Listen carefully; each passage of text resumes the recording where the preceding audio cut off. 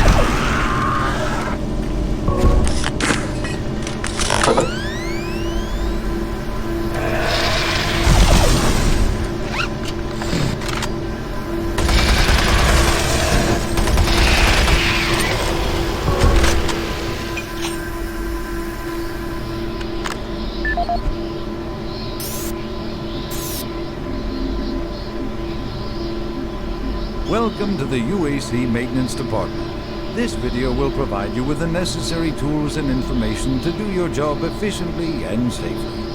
A safe worker is a happy worker, and your safety is our #1 priority at UAC. Observe all signs and follow all procedures to keep you and your coworkers out of harm's way. Cleanup is one of the most important aspects of what we do in maintenance. This phase of our job keeps everyone safe. And research has shown that working in a clean and toxic-free environment has a positive benefit on overall productivity. Power generation on Mars produces 2 byproducts, steam and green goo. We vent the steam all over the base through vents, floor grates, cleverly placed pipes, and pretty much any place else. The goo is a result of the MFS process reacting with core elements in the Martian soil. It is not radioactive, but it is quite toxic. Remove all toxic spills at once. Hazmat suits are the best way to protect yourself when a spill occurs. And if you happen to come in contact with the goo, report immediately to a medical station for a scrub down.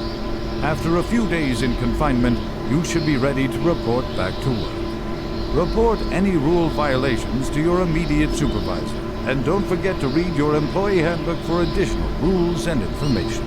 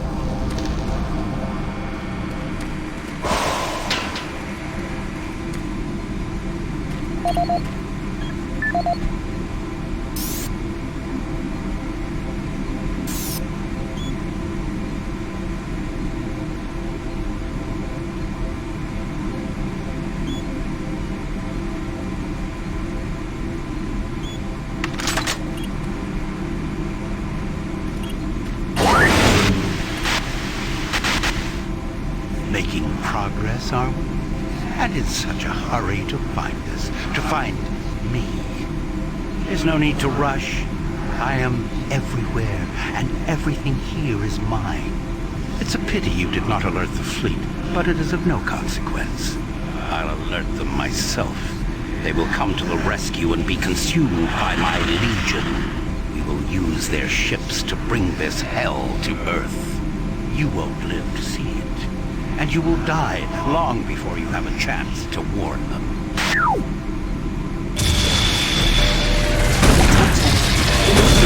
Next station, Livestream.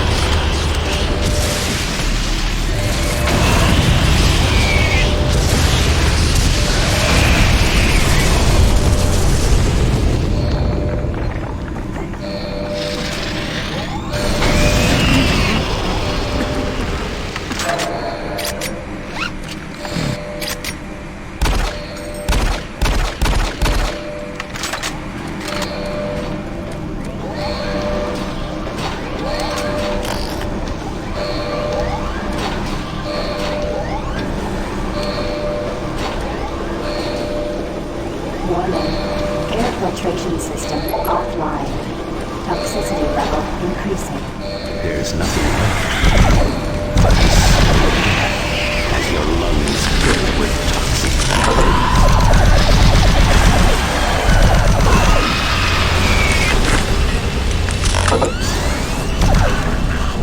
Attention. Due to the threat of external contamination, hazard doors slip.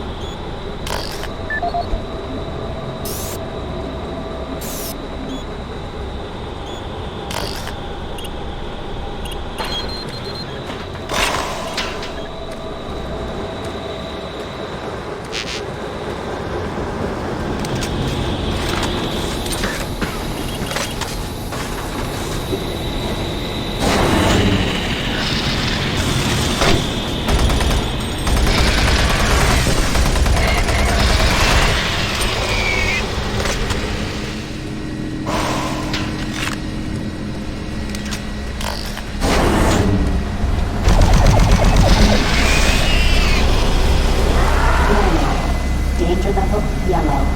Unsafe toxicity level detected.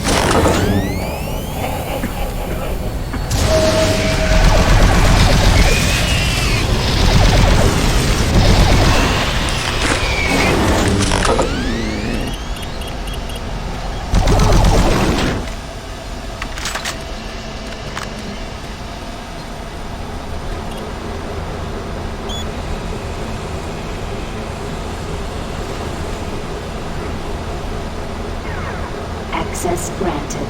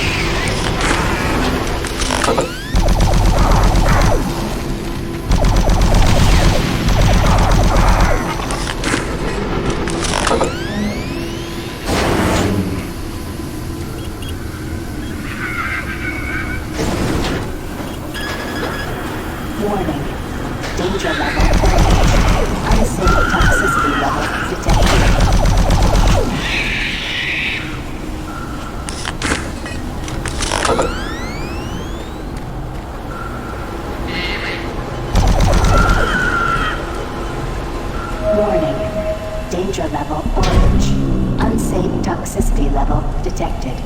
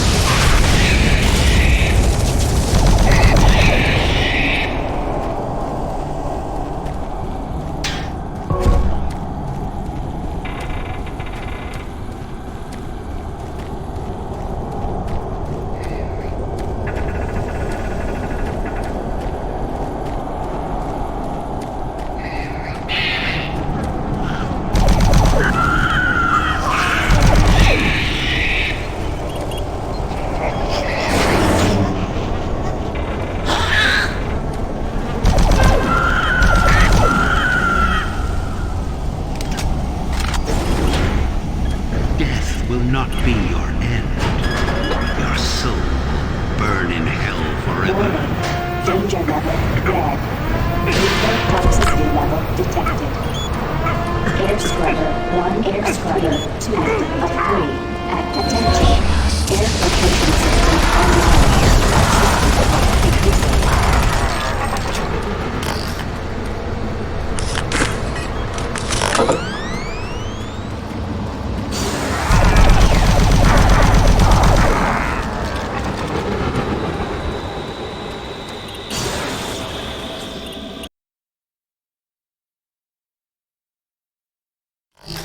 Torzu Amiral Inokas.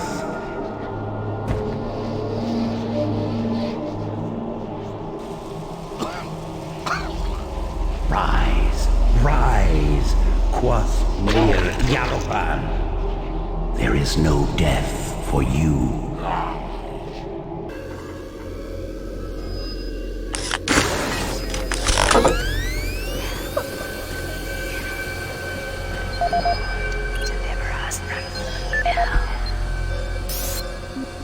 This is the audio log of Engineer Sam Harding, dated April 5th, 2145. I have just completed repairs on the magnetic locks and have significantly reprogrammed the pressure sensors on the monorail systems. My fellow engineers and I are confident that the accident of last week will never happen again. The accident should never have happened in the first place. The internal sensors led the computers to believe that there was a vacuum inside the vehicle. Unfortunately, the computer decided that the only way to fix this pressure discrepancy was to open all doors in an attempt to equalize pressure with the outside. In going over 15,000 lines of code today, you can see no reason for this tragic event to have occurred. But somehow, the logs show the discrepancy is clear as day. Honestly, this looks to me like another case of a solid system going to hell in a handbasket. I'm confident that the layers of protection I added to the code today will prevent any such occurrences from happening again. I'm off to meet Engineer Jim Torben at the access doors to the Delta Complex platform to try and troubleshoot a faulty track sensor that's been causing the door to stick.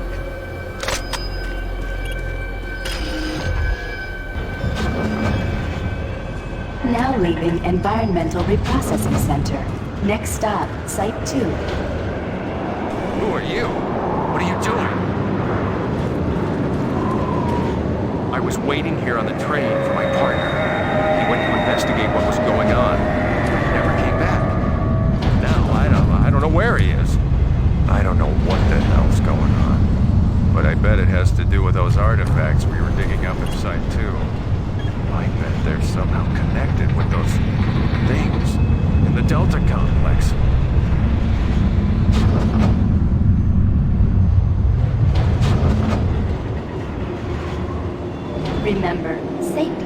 passed. Please do not exit the vehicle without wearing proper environmental protection. The Delta In the event complex of an isn't emergency safe. stop, You're Marcel will crazy be if you're dispatched going there. immediately for your safety. Look, I Have don't a think nice this day. train is safe either.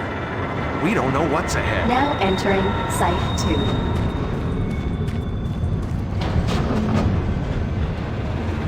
Warning, airlock malfunction.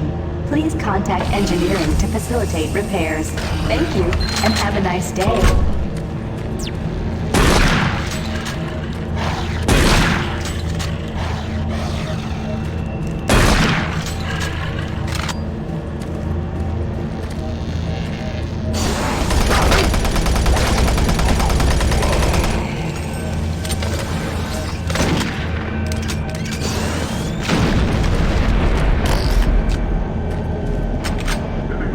Destroy all who oppose me.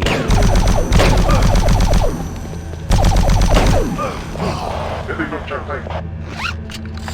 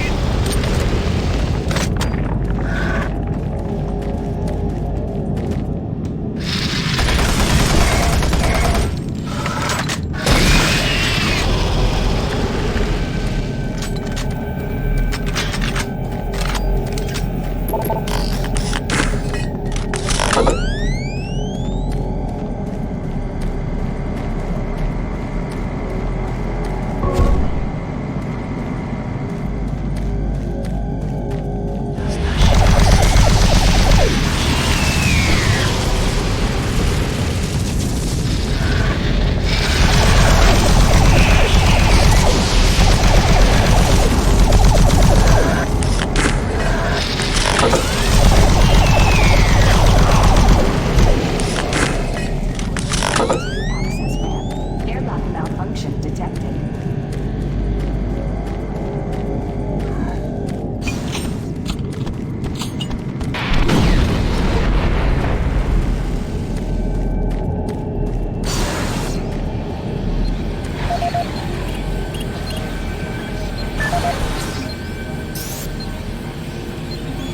This is the audio log of engineer. This is the audio log of Charles Hollis, EAP Director, dated September 5th, 2145. In order to conserve current life support resources, effective October 1st, 2145, the Council has made a decision that all environment processors be brought offline in the general area of Site 2. Tomorrow, I will be sending out emails to all team leaders asking for an update on their asset relocation program to Site 3.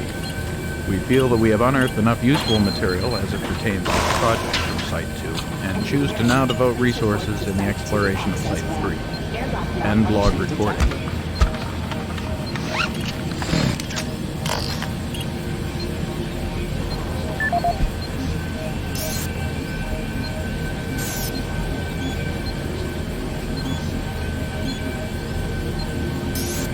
This is the audio log of Charles Hollis, EAP Director, dated September 5th, 2145. In order to conserve current life support resources, effective October 1st, 2145, the Council has made a decision that all environment processes be brought offline in the general area of Site 2. Tomorrow, I will be sending out emails to all team leaders asking for an update on their asset relocation program to Site 3. We feel that we have unearthed enough useful material as it pertains to the project of Site 2, and choose to now devote resources in the exploration of Site 3.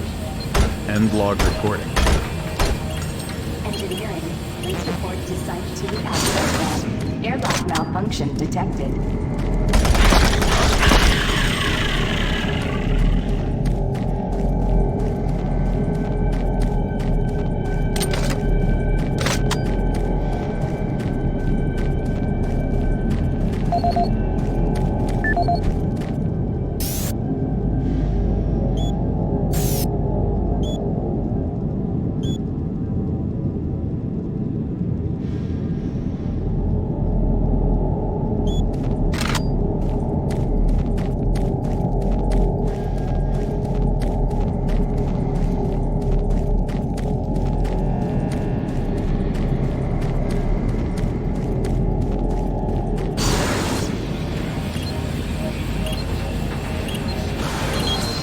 Airlock security override enabled.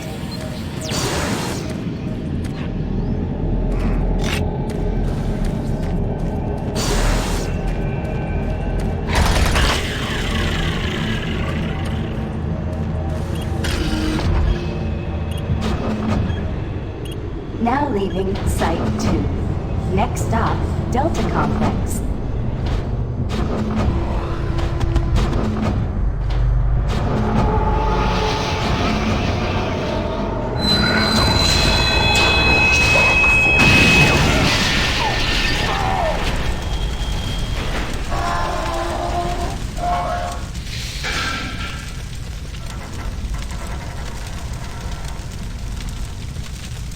Engineering, please report to Delta Complex access ramp. Track sensor failure detected.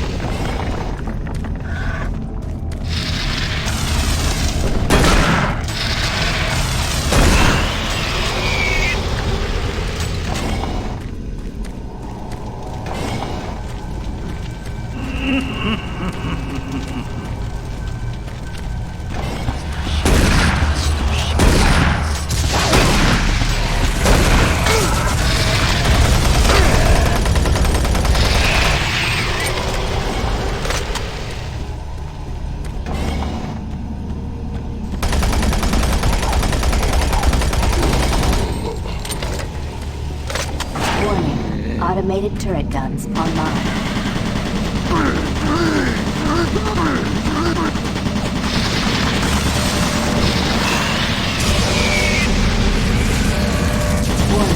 Automated turret guns online.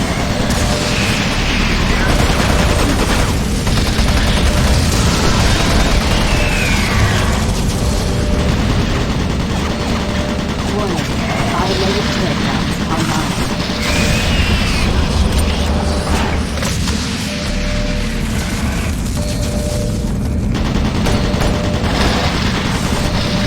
Warning. Automated turret guns online. Attention. Automated turret guns offline.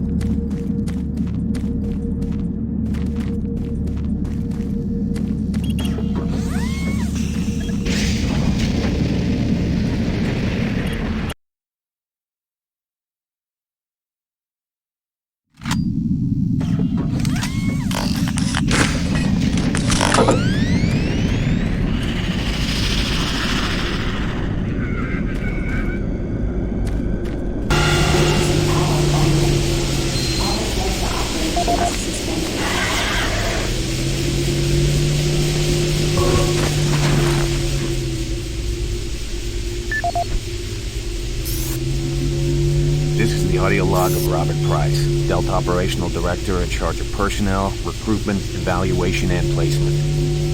Assignment of engineers to the lower Delta labs has become almost impossible. In 6 months, we've gone from a volunteer surplus to a critical deficiency of qualified personnel willing to accept assignment. Increases in both pay and benefits have done little to help the situation. Through exit interviews as well as the weekly Delta medical brief, it's become apparent to everyone that the rate of sudden and unexplained mental illness is way beyond acceptable levels.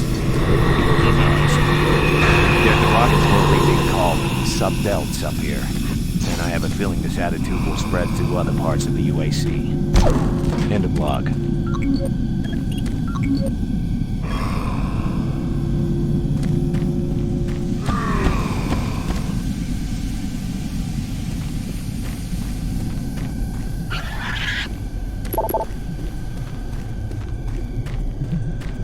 Emergency power only. All Delta operations suspended. Systems down.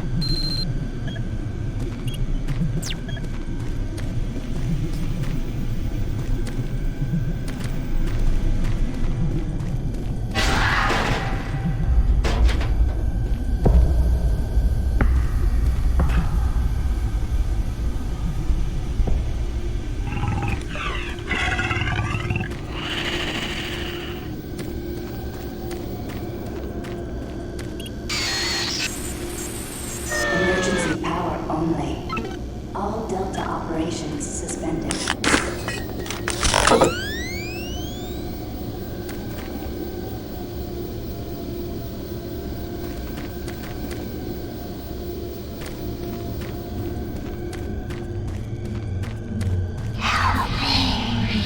Watch us.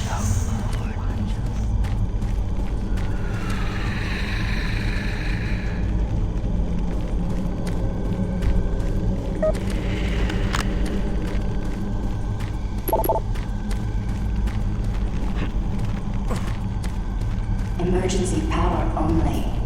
All Delta operations suspended.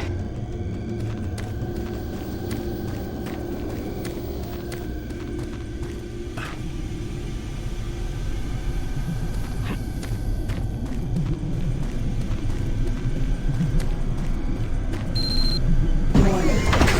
Reactor core offline. Loose. Follow safety procedure. Orange.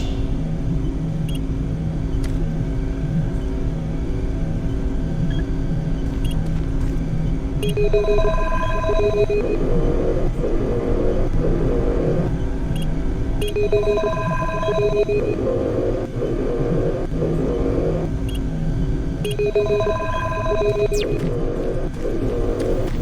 link up requested. Connection established.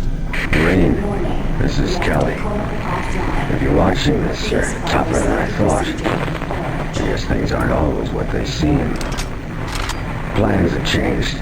The other Complex 1's been compromised. You're not safe there. I'm moving to Secure Service Tunnel 1. It's not far from your position. We'll meet there.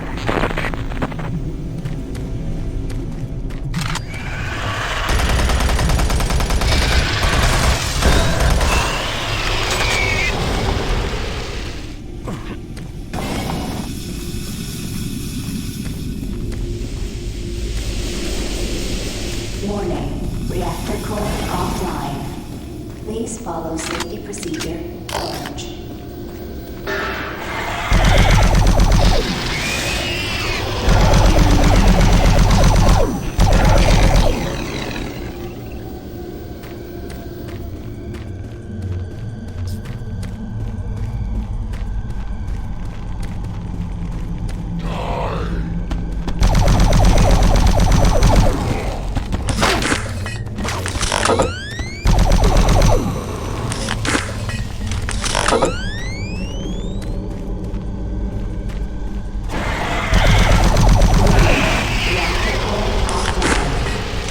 Follow safety procedure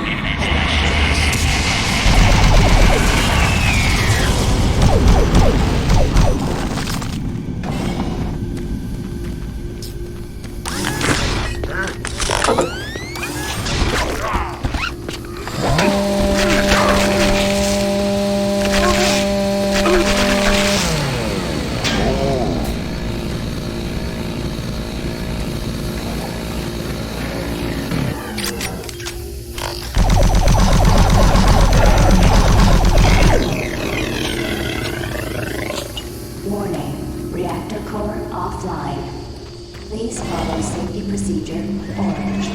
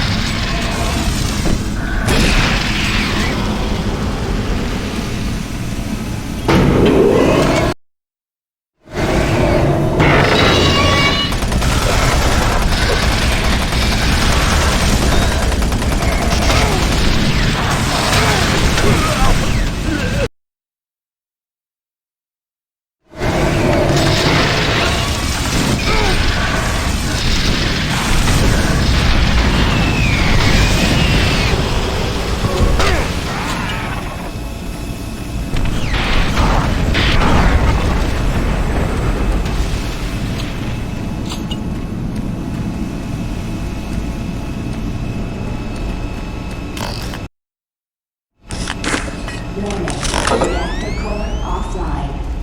Please follow safety procedure orange.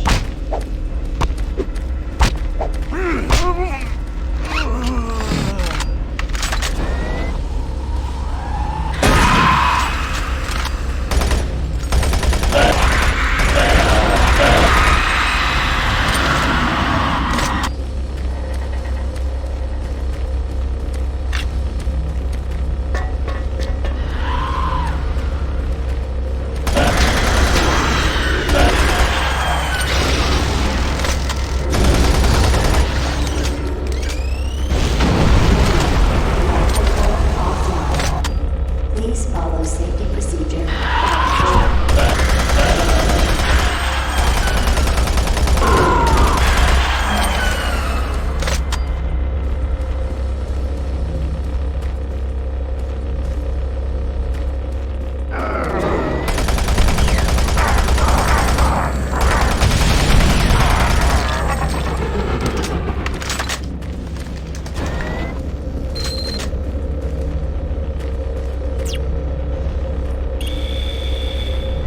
Attention.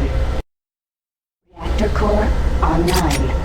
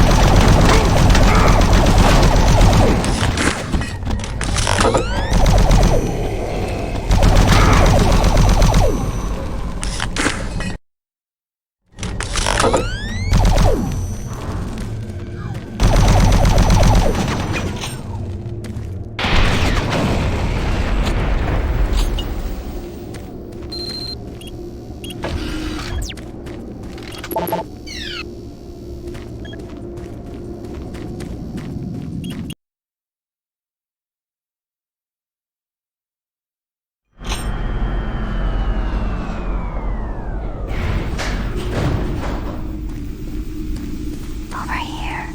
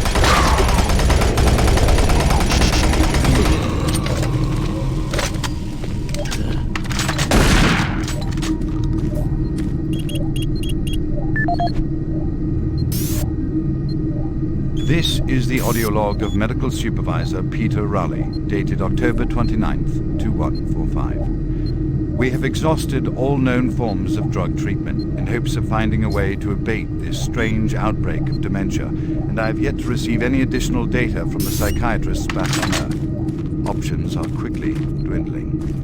Approximately 80% of all extraplanar participants exhibit signs of mild neuroses within the first 48 hours after returning from their expeditions. Within 72 hours, 75% of patients exhibit extreme signs of paranoid delusion and violence.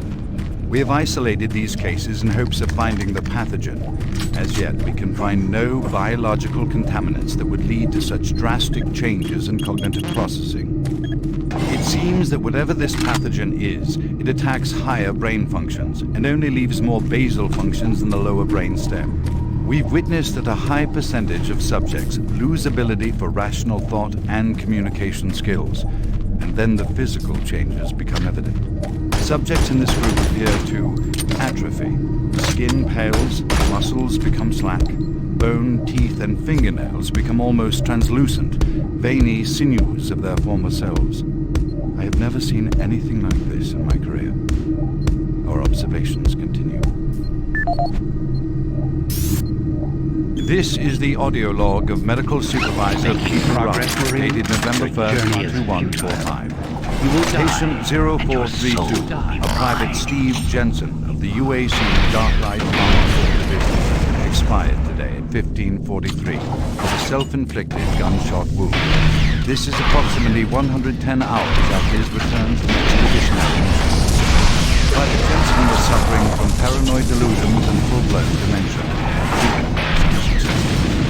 He was the last surviving member of his outfit. 4 other squad mates, who also came back with Private Jensen, expired from injuries suffered on that last mission shortly after their return. Before his death, Private Jensen was heard screaming in both English and other languages, something about demon hordes feasting on our souls. The other language was later discovered to be Aramaic. Due to security concerns in the area, I've secured some armaments within my office.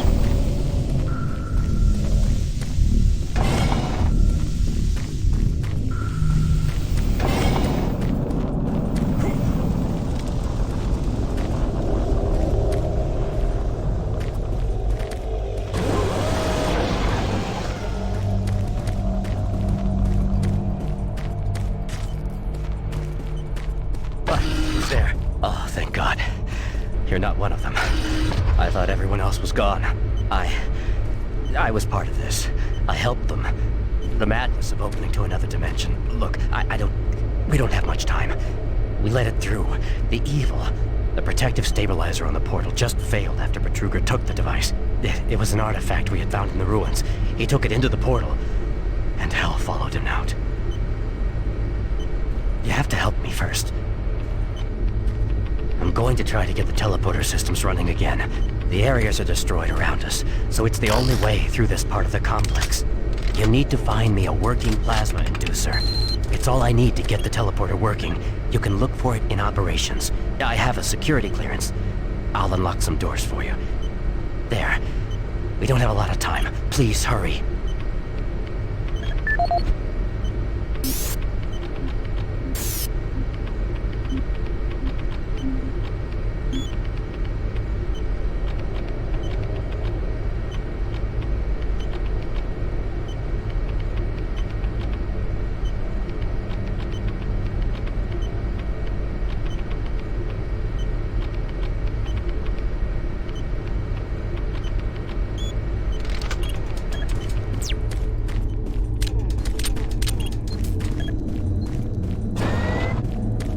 Decontamination process started. Decontamination complete. Have a nice day.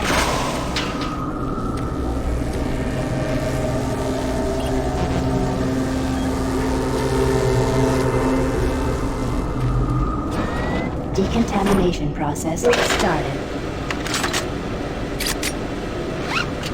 Decontamination complete. Have a nice day. Don't have much time. Get that plasma inducer.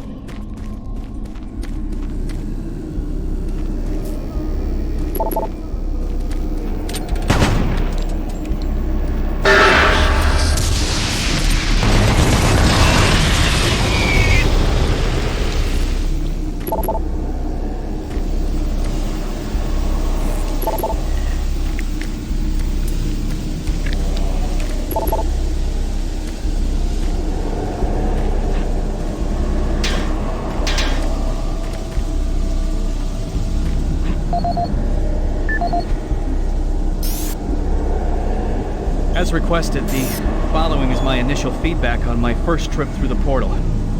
Private First Class Frank Cinders, dated October 15th, 2145. I don't know exactly where to begin. Obviously, I survived the first trip and feel no worse for the wear.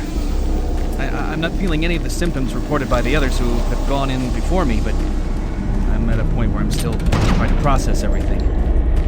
Thankfully, the place looks deserted and devoid of any life, but flames and heat and the stench of the place, it smells of death and decay and burnt flesh.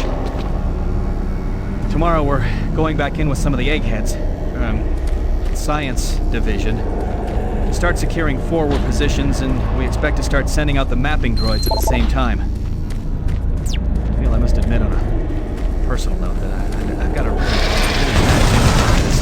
I don't understand what we're doing there or what we hope to prove.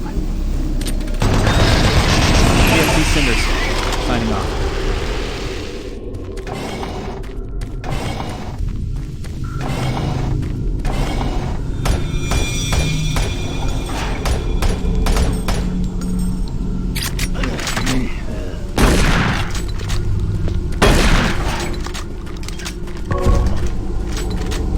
Warning. Halon systems active. Access denied.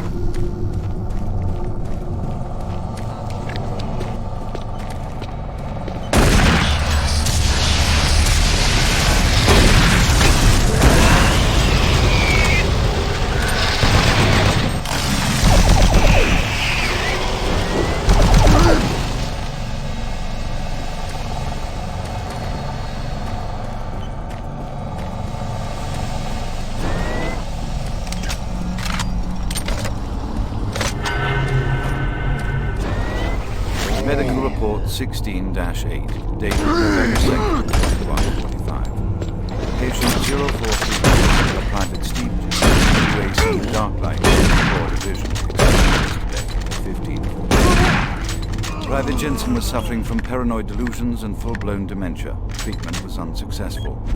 Initial psychiatric interviews suggested only mild psychosis with speech, motor activity, and thought processes within normal range. Paranoia being the only psychotic element directly evident.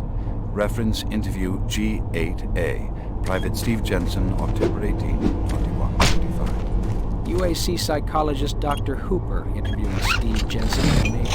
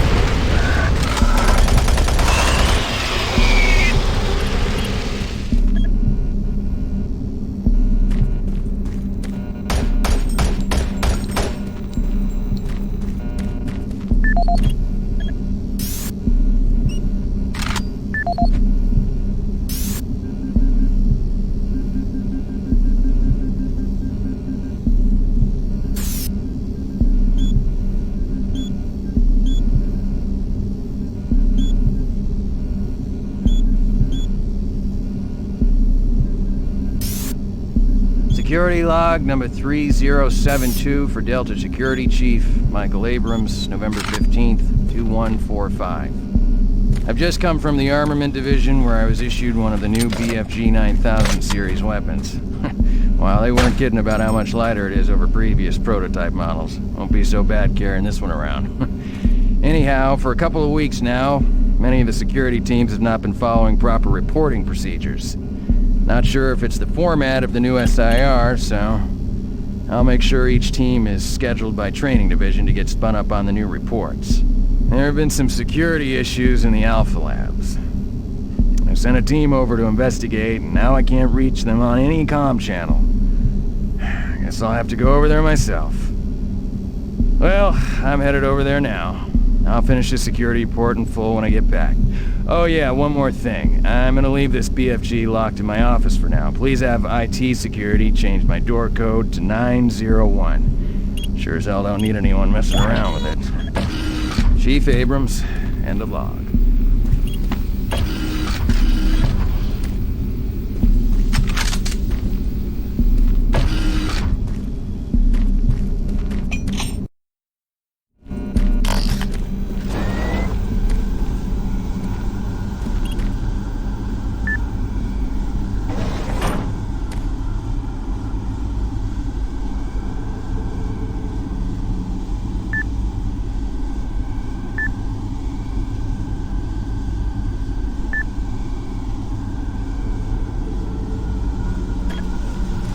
Airlon systems deactivated.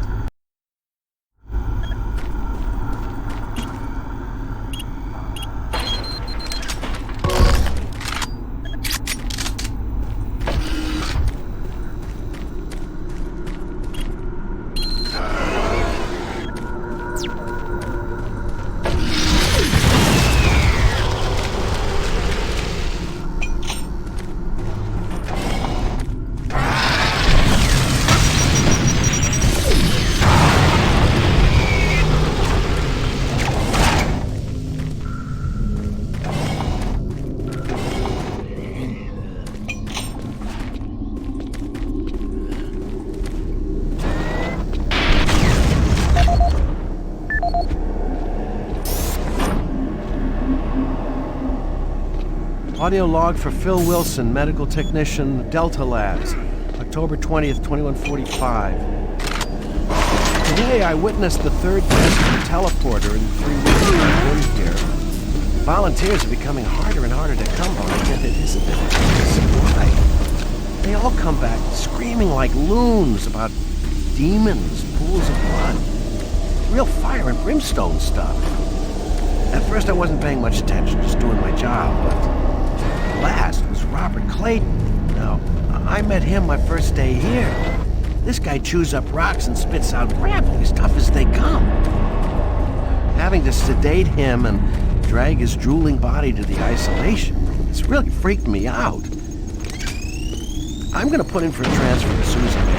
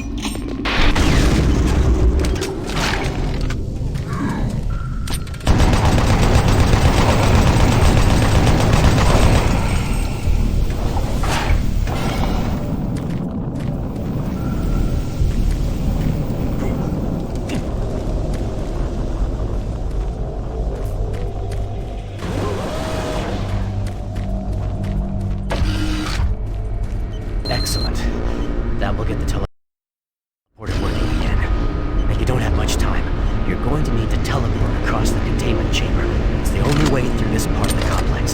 Head into the chamber and initiate the sequence on the machine. I'll take care of the rest. I'm not going with you. Good luck. But before you go, I want you to take something. It's a journal I made about the experiments. Those things. It's all there. It'll explain everything. Give it to someone so this never happens again.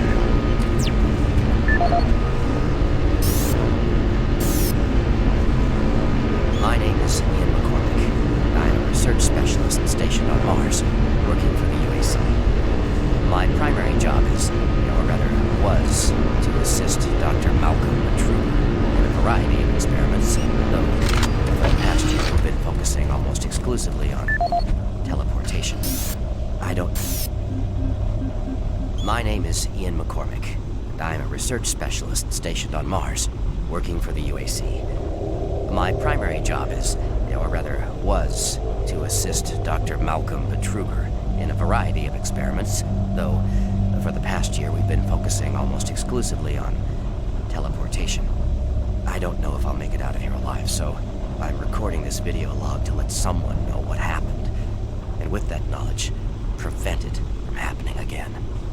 Initially, the teleportation experiments were amazing. We were creating a new science, and the prospects of it changing our way of life were, well, they were outstanding. I was proud to be associated with such an amazing project and someone as talented as Dr. Matruber. We noticed early on, probably before we had completed maybe a dozen successful tests, that there was a variable delay during the teleportation. The objects are broken down at the quantum level, transported, and then reassembled. Each stage of the process should have been instantaneous, but it wasn't, and we didn't know why. We sent a video drone through and were shocked at the images it sent back. Just a few frames of video right before the drone came back through showed what appeared to be several sets of eyes looking directly at the probe. We had just found a living, breathing creature that was not human. Matruber immediately sent out a request for volunteers. He specifically wanted UAC security force members because he wanted to capture one of these creatures. I've made a lot of mistakes, but I am most ashamed of my involvement during the next phase. To get medical clearance to send human subjects through the device, I doctored up several of our reports to indicate that we had performed living tissue experiments. I did not regret it at the time, but a few days later, when our third test subject came back, he was chewing off his own fingers. It seemed he was clinically insane. We started sending teams in, about once every 2 days. The teams were reporting nightmarish experiences, sightings of things that ultimately made us conclude that the other dimension was not just another dimension. It was hell, and the creatures we were bringing back, demons. And then Matruber, he went through the portal himself. I don't know what he was thinking. It was an unscheduled trip, and he just went, and we couldn't stop him. And when he came back, he had changed. He sounded and looked the same, but he just... I don't know, he was just different. And then he did the unthinkable. He took the Soul Cube, the device that was discovered in the ruins, into the portal. The portal stabilizers just started to fail, and then living hell erupted into the base. Oh, we were stupid for not destroying the portals as soon as we realized what was on the other side. Oh God, forgive me. I blame myself for my part in this. Please, someone, never let this happen again. I'm sorry, Ian McCormick. Decontamination process started. Decontamination complete. Have a nice day.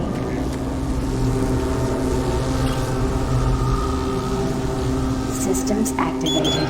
Teleportation will commence in T-3, 2, 1.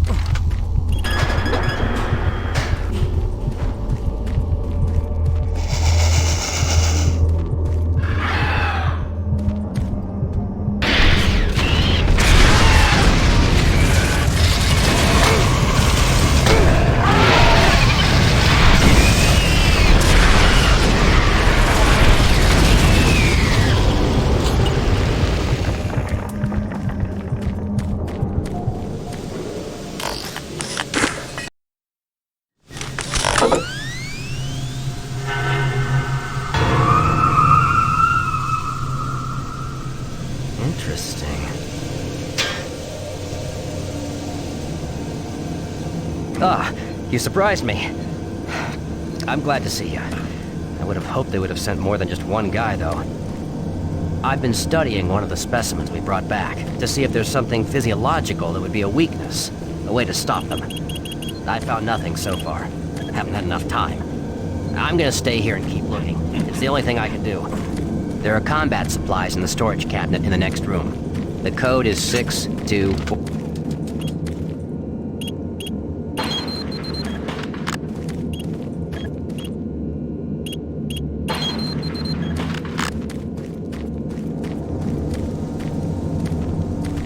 I'm gonna stay here and keep working.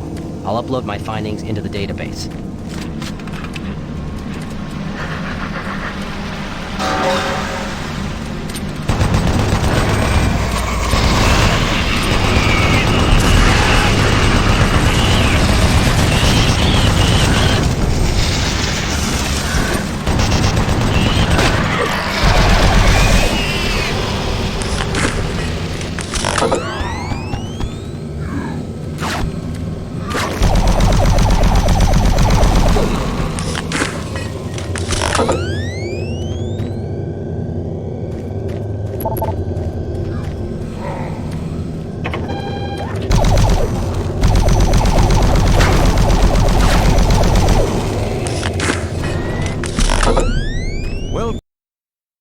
The Delta Complex Stasis Chambers.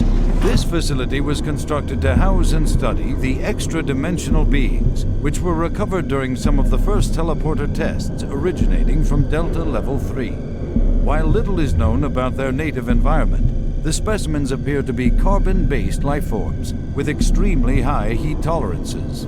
The epidermal tissue is extremely resilient to abrasion or incision, which has complicated internal studies. Observational studies have shown incredible strength and agility, as well as the ability for some specimens to manifest and control cohesive plasma masses. The method by which these plasma masses are created is yet unknown. It is believed that the specimens possess a rudimentary intelligence and social structure, as was demonstrated during the first tragic expeditions through the portal. While the cost in human life has been great in acquiring these specimens, we hope to one day complete genomic mapping and begin to answer the many questions we have about these entities.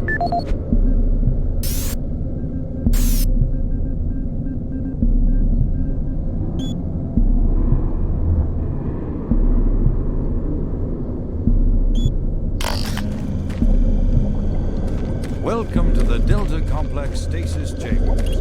This facility was constructed to house and study the extra-dimensional beings, which were recovered during some of the first While little is known about their native environment, the specimens appear to be carbon-based lifeforms with extremely high heat tolerances. The epidermal tissue is extremely resilient to abrasion or incision, which has complicated internal studies. Observational studies have shown incredible strength and agility, as well as the ability for some specimens to manifest and control cohesive plasma masses. The method by which these plasma masses are created is yet unknown. It is believed that the specimens possess a rudimentary intelligence and social structure, as was demonstrated. Hello? Anyone there? Hello?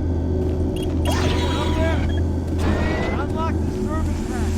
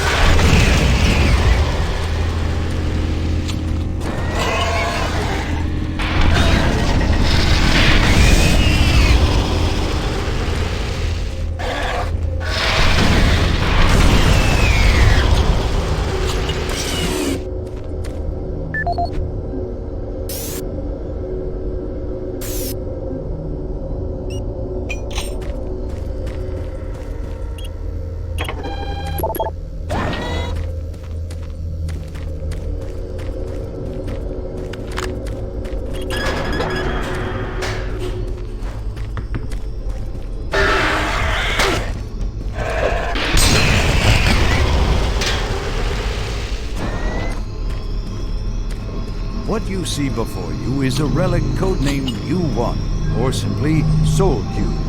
It was discovered in 2104, located in a geographic region where UAC researchers have unearthed evidence of a long-lost civilization. We know nothing of this civilization other than they existed, and that they were all wiped out in some type of cataclysmic event, according to what we've been able to decode from stone tablets found throughout the ruins.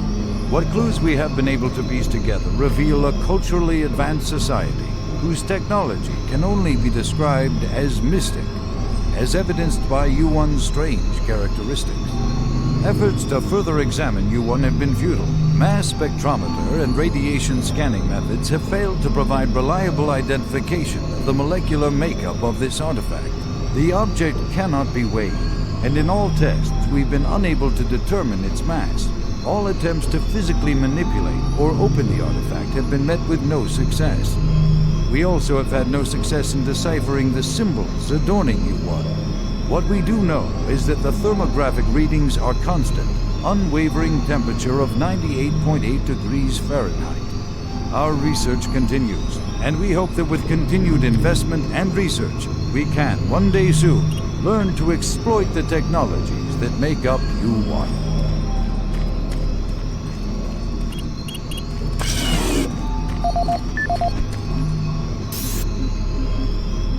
This is the audio log of Research Director Larry Bowman, October 19th, 2145.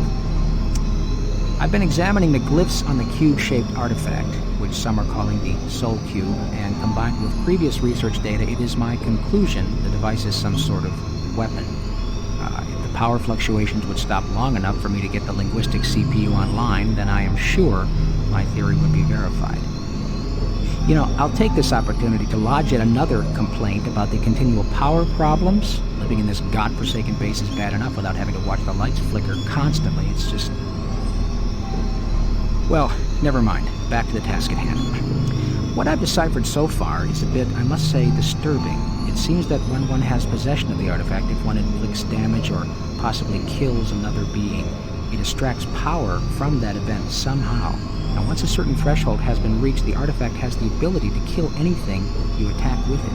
How you attack with it, I'm frankly not certain, indicating that the artifact is autonomous in some way.